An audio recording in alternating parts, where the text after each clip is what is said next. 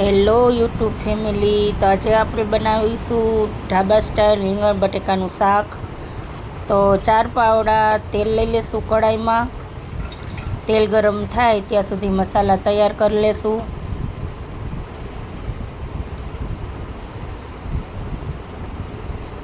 તેલ આપણું ગરમ ફૂલ થઈ ગયું છે તો તેમાં રીંગણ બટેકાને ફ્રાય કરી લેશું.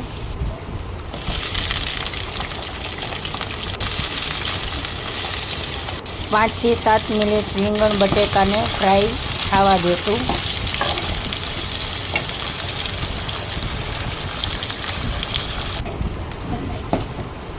રીંગણ બટેકા ફ્રાય થઈ ગયા છે તો તેને આપણે કાઢી લેશું. પછી બંધ કરી દઈએ, હું કાઢવું નથી.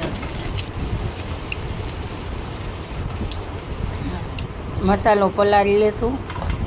તેલ આવી ગયું છે, તેમાં રાઈ નાખીને ટમેટાં નાખી દઈશું.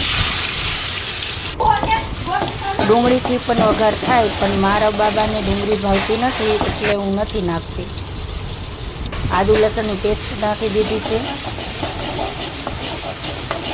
મસાલો પલાળ્યો તો તે નાખી દીધો છે અને પાકવા દેશું.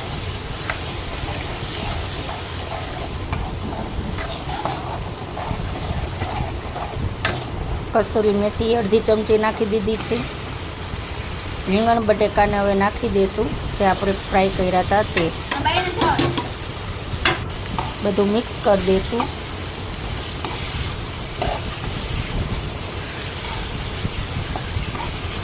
પાંચ મિનિટ સાતરવા દેશું.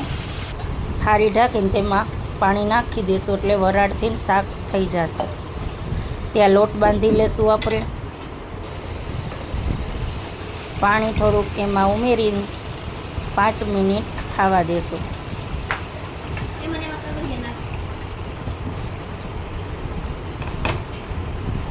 તો જો શાક આપણું તૈયાર થઈ ગયું છે. તેમાં ઉપરથી કોથમીર છાંટી દેશું. રોટલી આપણી બની ગઈ છે. તો હાલો બધા જમવા. ભાત, શાક, રોટલી, અથાણું, ખાટું તીખું છે, ઠંડી ઠંડી છાશ છે. તો મારી આ રેસીપી તમને કેવી લાગી તે કોમેન્ટમાં જરૂર બતાવજો અને એકવાર ટ્રાય કરજો ઢાબા સ્ટાઇલ રીંગણ બટેકાનું શાક. મારી આ ચેનલને સબસ્ક્રાઈબ કરજો, લાઈક કરજો અને ફોલો કરજો.